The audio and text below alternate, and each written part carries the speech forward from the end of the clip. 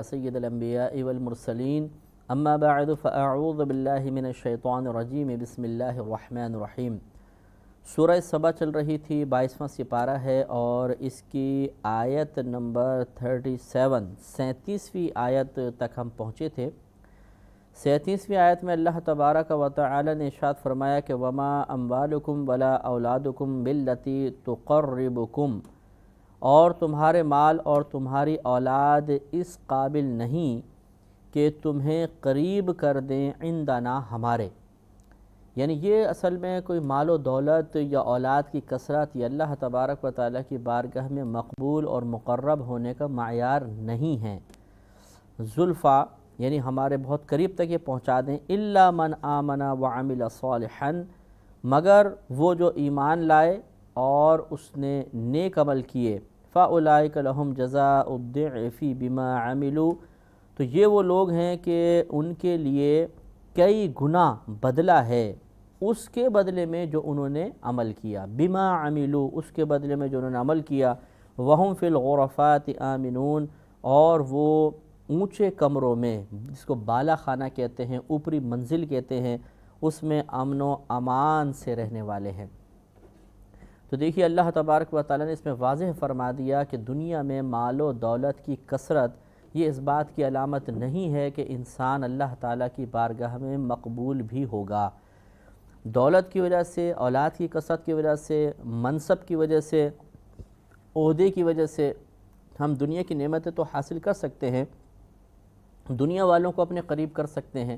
لیکن اللہ تبارک و تعالیٰ کا قرب حاصل کرنے کے لیے ضروری ہے کہ انسان ایمان لائے اور نیک عمل کرے۔ ہاں یہ ہو سکتا ہے کہ ایمان لانے کے بعد پھر ایمان والوں میں دو گروپ ہوتے ہیں، کچھ مالدار ہوتے ہیں، کچھ غربا ہوتے ہیں۔ اگر مالدار ایسا ہے کہ جو اپنے مال پر خالی اتراتا رہے ایمان لانے کے بعد اور اس میں کوئی اس کو نیک اعمال میں خرچ نہ کرے، خود بھی نمازیں وغیرہ نہ پڑھے، جیسے کہ اکثر مالداروں کی عادت دیکھی گئی ہے، اگرچہ سب کی نہیں ہوتی ہے، ماشاءاللہ ایک سے ایک نیک پرہیزگار بھی ہوتے ہیں، تو پھر تو یہ قابل گرفت ہوں گے، لیکن چونکہ صاحب ایمان ہیں تو اللہ تعالیٰ کی ان کے صاحب ایمان ہونے کی وجہ سے اللہ تعالیٰ ان پر کرم نوازی فرمائے گا اور اللہ تعالیٰ کی عنایات ان پر ختم نہیں ہوں گی۔ اور دوسری صورت یہ ہے کہ مالدار ہی ہے اور خوب نیک عمل کر رہا ہے، خوب خرچہ کرتا ہے اور خوب مطلب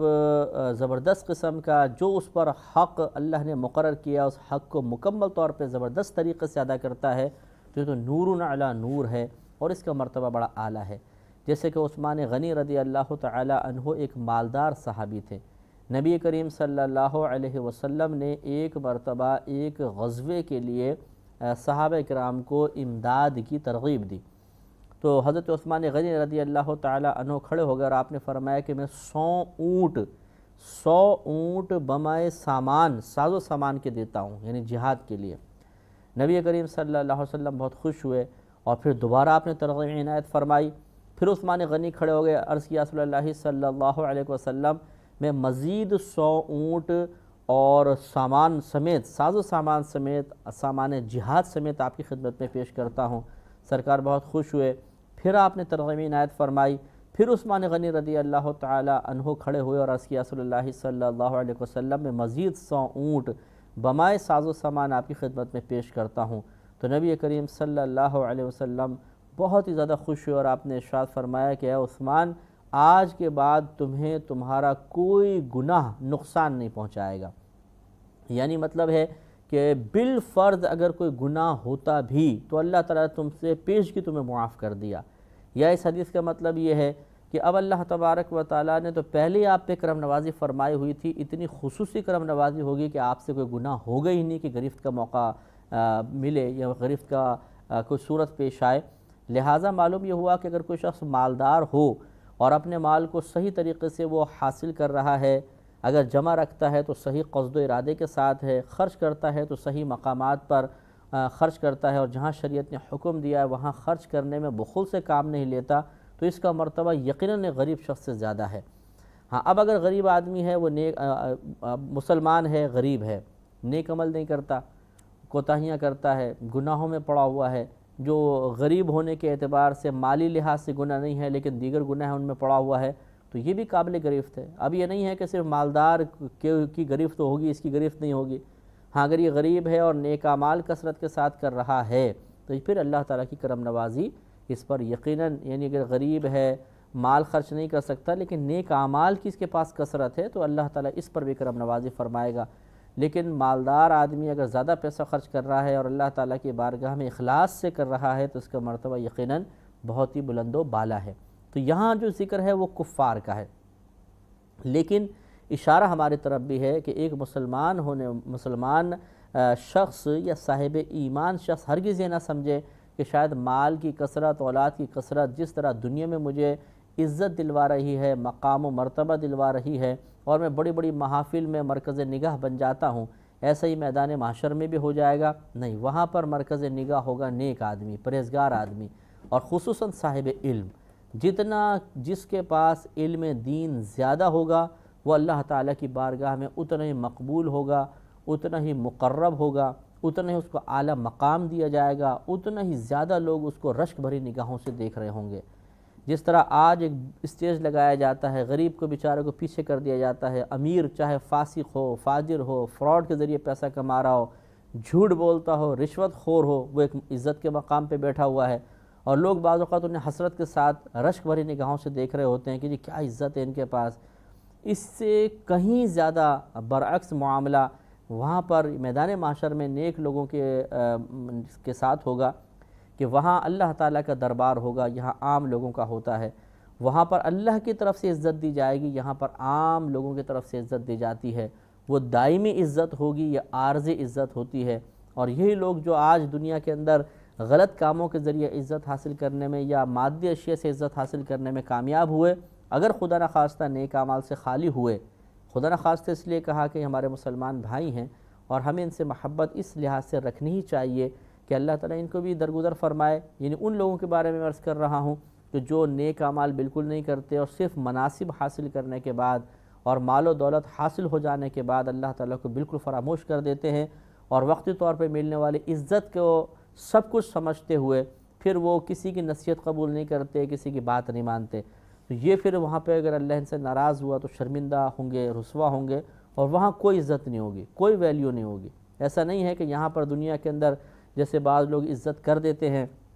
کسی منصب کی وجہ سے، وہاں پر اگر جان پہچان نکل بھی آئی نا تو کوئی لحاظ نہیں کرے گا منصب کا، کیونکہ وہاں منصب ہوگا ہی نہیں، وہاں تو صرف نیک اعمال کی قدر و قیمت ہوگی۔ لہذا ایک مسلمان کو بھی چاہیے کہ اگر اس کے پاس اولاد اور مال کی کثرت ہے تو اس پر گھمنڈ نہ کرے، بلکہ اسے اللہ کی نعمت تصور کرتے ہوئے اللہ کی راہ میں خرچ کرنے کی کوشش کرے۔ مال کو اس طرح کہ جہاں پر اللہ نے خرچ کرنے کا حکم دیا خرچ کرے۔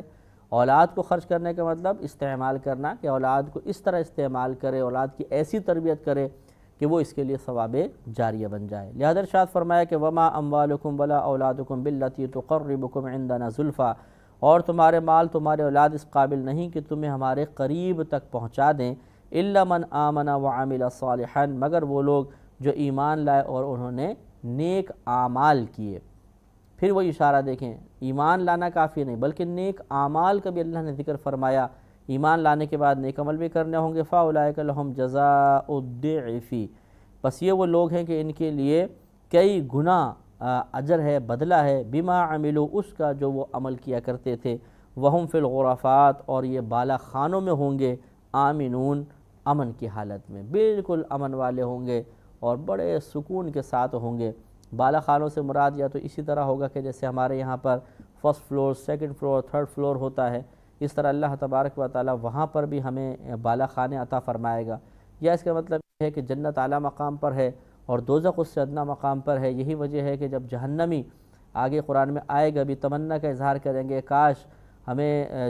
جنتیوں سے بات کا موقع ملے، اور بعض ایک روایت میں ہے کہ جنتی یہ تمنا کریں گے کہ فلاں جو جہنمی لوگ تھے ان سے ہمیں بات کا موقع مل جائے۔ تو یہ شروع کے اندر ہی ہوگا، پھر یہ ختم ہو جائے گا سلسلہ، اور یہ کفار کی حسرت کو بڑھانے کے لیے ایسا کیا جائے گا کہ وہاں کی کھڑکی کھول دی جائے گی اور جہنمی جو تھے وہ ان کو دیکھیں گے اس طرح اوپر کر کے،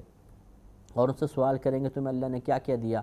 تو وہ کہیں گے کہ اللہ نے اپنا وعدہ سچ کر دکھایا، ہم تو تمہیں دنیا میں سمجھایا کرتے تھے کہ ہماری بات مان لو لیکن تم ہماری بات نہیں مانا کرتے تھے۔ تو وہ روئیں گے، گڑ گڑائیں گے اور پانی طلب کریں گے، کھانا طلب کریں گے کہ ہماری کچھ مدد کرو، لیکن اللہ تبارک و تعالیٰ ان جنتیوں کو منع فرما دے گا کہ آج ان کو ان کے حال پر چھوڑ دو، ان کی کوئی امداد نہیں ہوگی، اور پھر ہمیشہ کے لیے وہ کھڑکیاں بند ہو جائیں گی، جس سے کفار کی حسرت بڑھ جائے گی اور زیادہ شور و غوغا اور واویلا مچائیں گے۔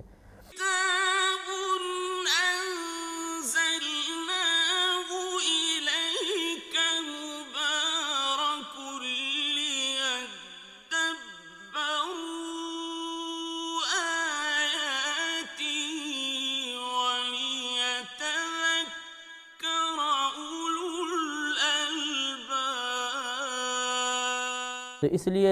یہ چونکہ اوپر کی طرف ہوں گے اس لیے اس کو بالا خانے سے تعبیر کیا گیا۔ بہرحال یہ نبی بخاری کی روایت ہے کہ ایک صحابی کھڑے ہوئے عرض کی رسول اللہ صلی اللہ علیہ وسلم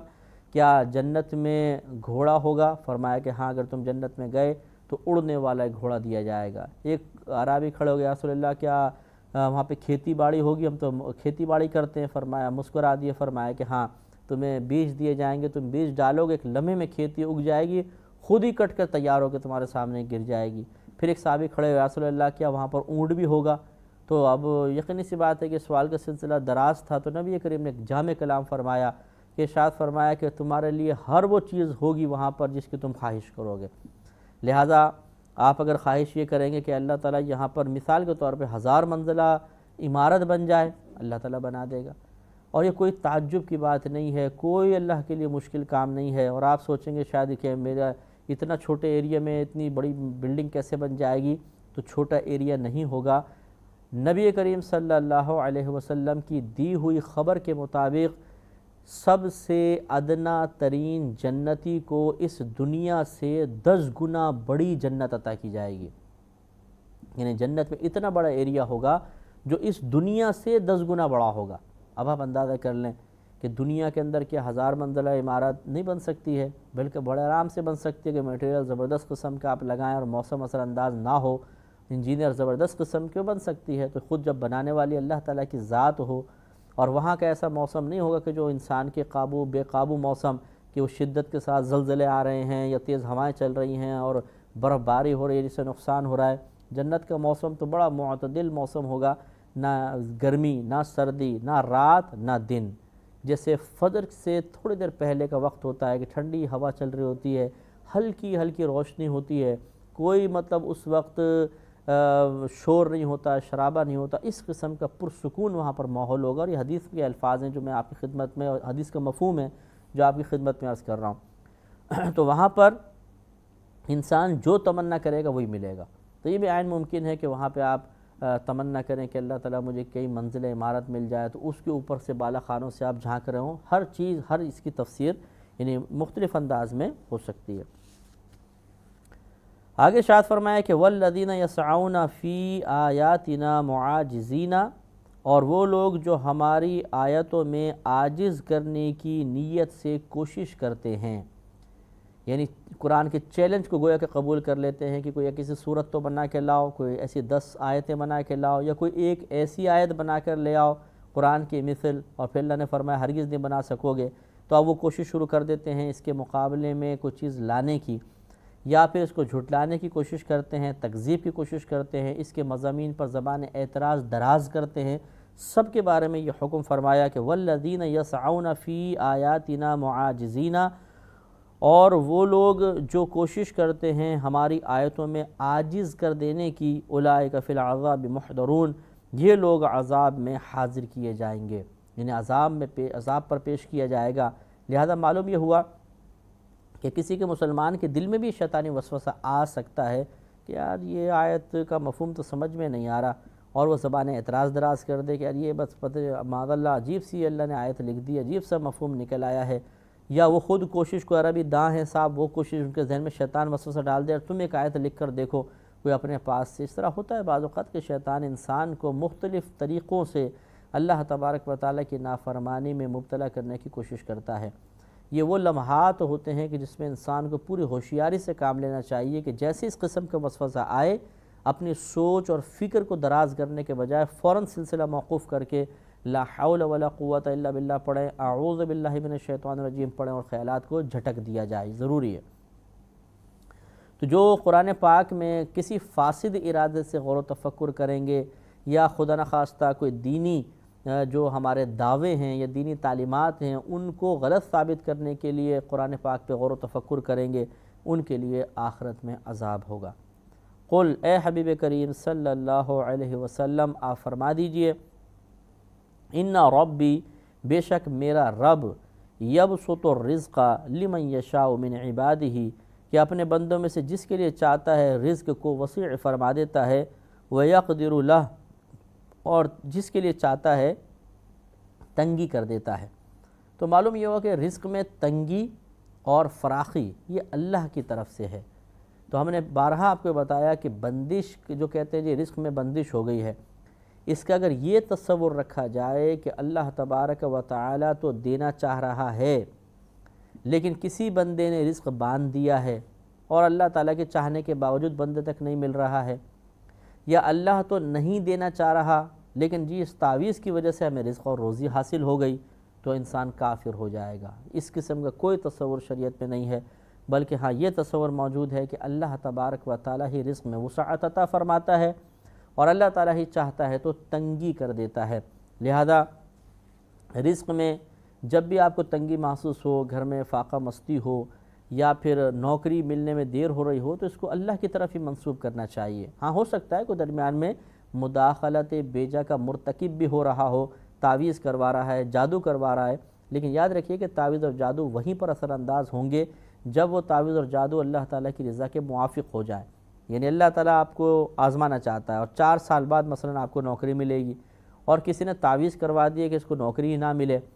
تو اب آپ کو نوکری فی الحال نہیں مل رہی اس وجہ سے کہ اللہ تعالیٰ نے آپ پر آزمائش ڈالی ہے، لیکن وہ جادو گنڈے والا خوش ہو رہا ہوگا کہ دیکھا ہم نے اس کی روزی رکوا دی، نوکری نہیں مل رہی ہے، حالانکہ انہوں نے نہیں رکوائی تو اللہ تبارک و تعالی نے رکوائی، ورنہ اللہ تعالیٰ اگر دلوانا چاہ رہا ہو تو خود دیانتداری سے بتائیے کیا کوئی اللہ تعالیٰ کی تقسیم کو روک سکتا ہے؟ یقیناً آپ کا ایمانی جواب یہی ہوگا کہ ہرگز نہیں۔ انشاءاللہ کلام جاری رہے گا، اگلے پروگرام میں